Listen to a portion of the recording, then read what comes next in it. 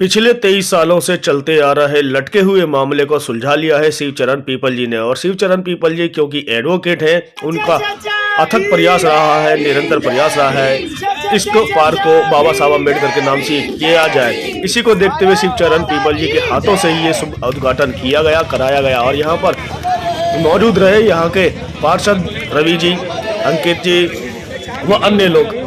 यहाँ पर लगभग इतने सालों से लगातार संघर्ष चलता रहा, लड़ाई चलती रही और उसके बाद कई पार्षद, कई विधायक, कई सांसद आए, मगर ये पार्क का नाम जो कि 23 साल पहले ही इसका नाम बाबा साहब अम्बेडकर चौक रखा जा चुका था, किसी ने भी इस पर ध्यान नहीं दिया।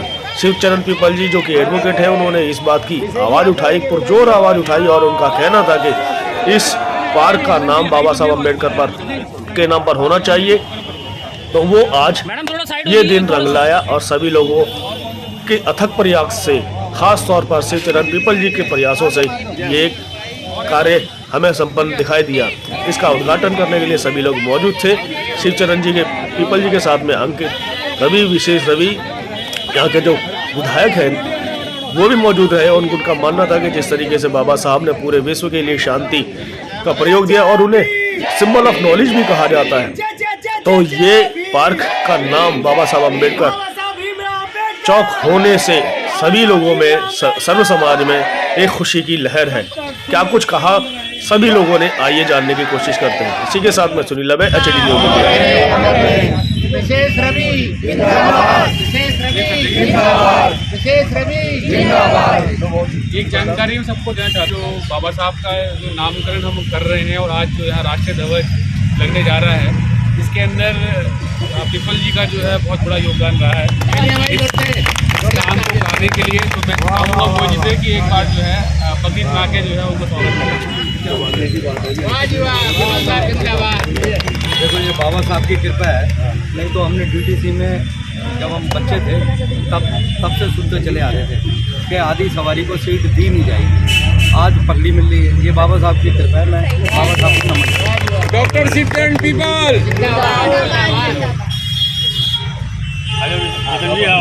पीपल साहब 4 बैनर लगवा देते, रात को से लोगों को पता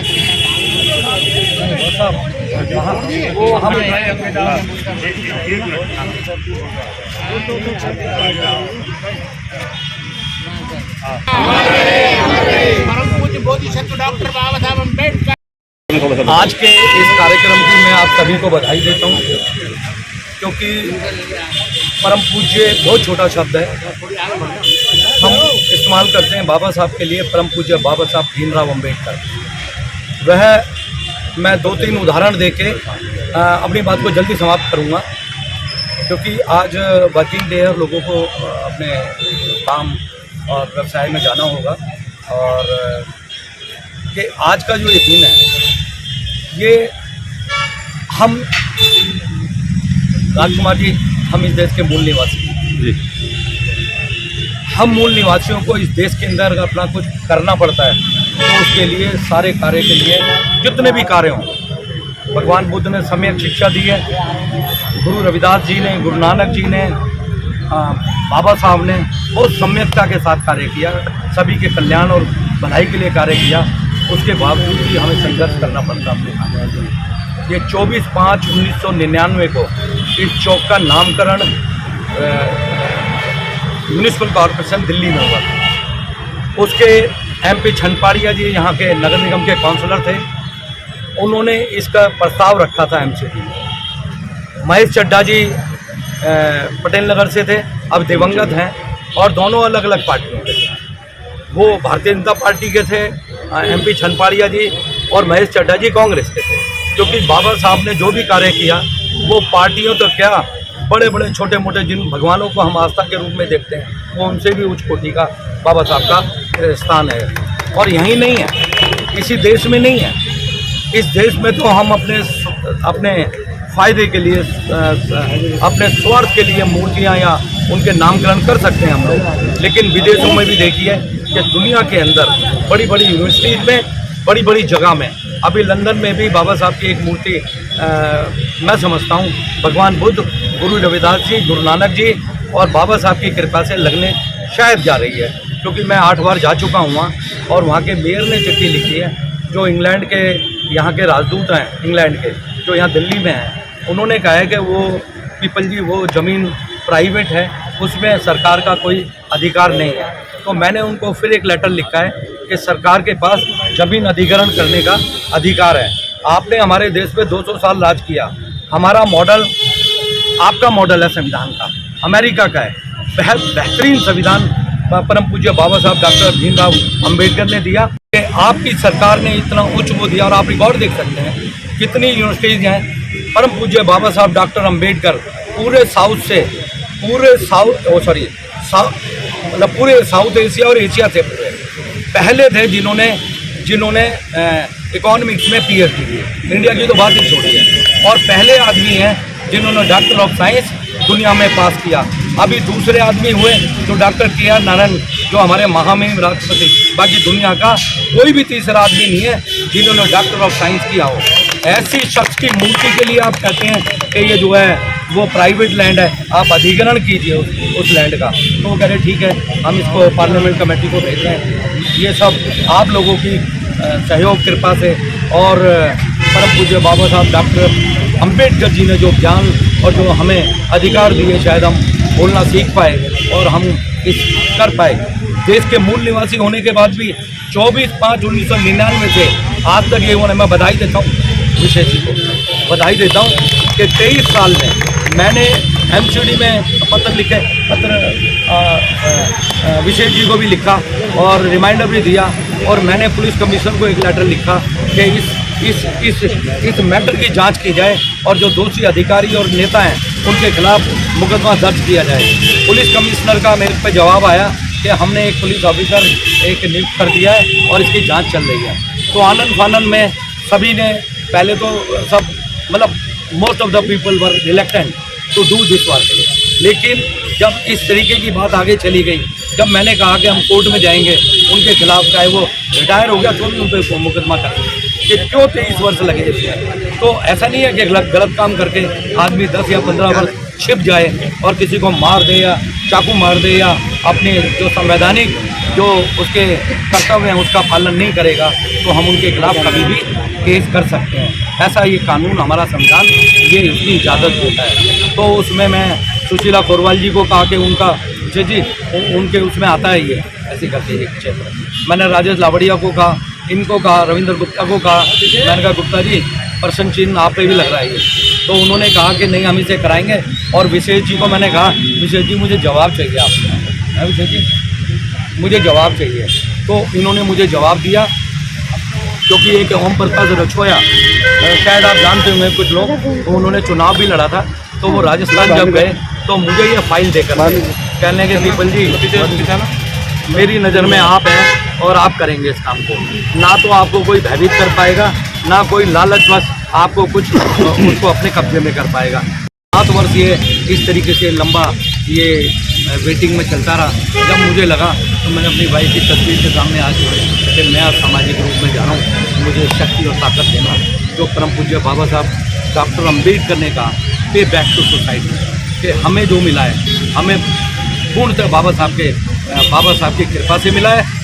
हम एक वाक्य अपना याद करें, उसको याद करें कि काश बाबा ना होते तो हमारा जीवन क्या होता। तो मैं नमन करता हूँ परम पूज्य बाबा साहब डॉक्टर भीमराव अंबेडकर को कि वो विश्व में, खाली यहाँ नहीं, यहाँ लालच हो सकता है मेरा, आज मैं सामाजिक हूँ कल राजनीति में आ सकता हूँ, मेरा लालच हो सकता है, लेकिन पूरी दुनिया में वो बिना लालच के बाबा साहब वो उन्होंने समझा है सत्य, और भगवान बुद्ध का दिया हुआ सम्यक एक शब्द है सम्यक, उस सम्यकता के आधार पे बाबा साहब को जो सम्मान मिलना चाहिए, यहाँ हमें संघर्ष करना पड़ता है। ये दुर्भाग्य है, ये निंदनीय है। मैं भर्त्सना करता हूँ ऐसे, सरकारें आएंगी जाएंगी, सरकारें कुछ भी नहीं। विशेष जी एक मांग करके और मैं आज समाप्त करता हूँ। विशेष जी दिल्ली के अंदर देवली एक जगह है, वहाँ हमारा बुद्ध विहार है, उसकी ज़मीन जो है इधर उधर बटी हुई है, उसका काफ़ी वो चल रहा है। और दिल्ली सरकार को मैं धन्यवाद देता हूँ, केजरीवाल जी को भी, कि उन्होंने बाबा साहब का जितना भी प्रचार कर रहे हैं, शायद इससे पहले कुछ आया नहीं है। 2 मिनिस्टर कभी दिल्ली गवर्नमेंट में शेड्यूल कास्ट नहीं बने, 2 मिनिस्टर, 6-7 मिनिस्टर हों, उसमें 2 ये सोनी जी बने थे और राखी बिरलान बने थे। मैं केजरीवाल जी को बधाई देना चाहता हूँ कि उन्होंने अच्छा काम किया। 5-6 में 2 मिनिस्टर जरूर, क्या बात है। और शिक्षा पे वो काम कर रहे हैं, बाबा साहब पे काम कर रहे हैं। मेरा केजरीवाल जी से अनुरोध है विशेष जी के माध्यम से कि वो जो देवली में जो बुद्ध विहार की जगह का हमारा अतिक्रमण हो रहा है, उस पर तत्काल आप कार्रवाई कराएं और उसको चलवाएं। मैं हाथ जोड़ के आपसे प्रार्थना करता हूँ।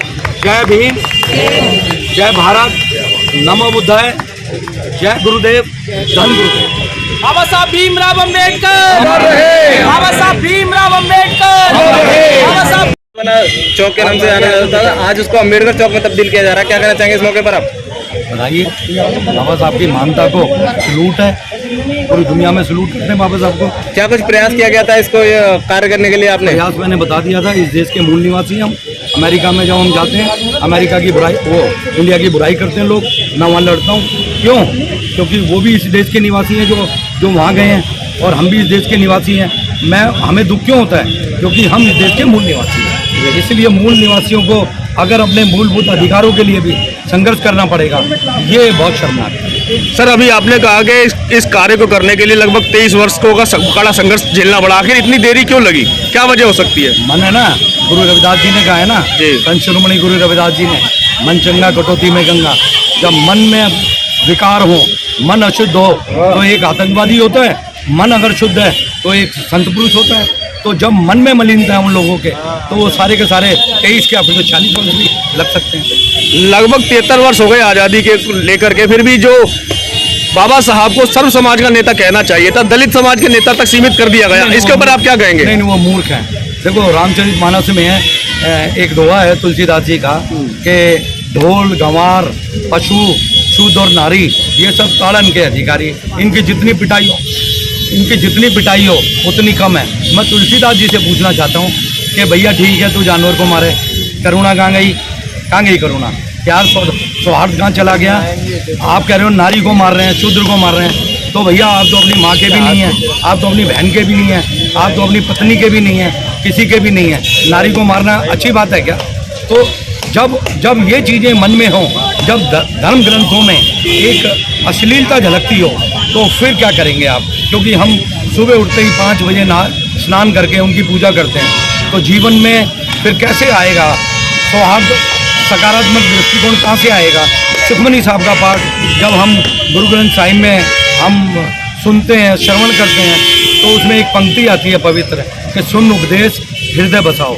तो जब तक चीज़ शुद्ध नहीं देखेंगे, शुद्ध नहीं पढ़ेंगे, तो हृदय में कैसे बसाएंगे? तो हृदय का शुद्ध होना बहुत अति आवश्यक है। तभी ये 76 वर्ष क्या 176 वर्ष भी अगर हो जाएंगे और मन की शुद्धता का अभाव है, तो फिर कैसे बनेगी बात? सुनील जी, आप बताइए। करोल बाग में जो सौहार्द का माहौल देखने को मिलता है समस्त समाज को लेकर के, इस विषय पर आप क्या कहेंगे? नहीं, यहाँ बहुत पहले से ही हमने देखा कि कई बार मेरे से पूछते हैं, यार तुम्हारी बुआ कैसे हैं? मैंने कहा यार उस गली में रहते हैं ना, तो वो क्या रहे, अपनी बुआ से तो मेरा झगड़ा होगा, लेकिन जो मोहल्ले की बुआ है उससे नहीं होता जी झगड़ा। ये सब सौहार्द है।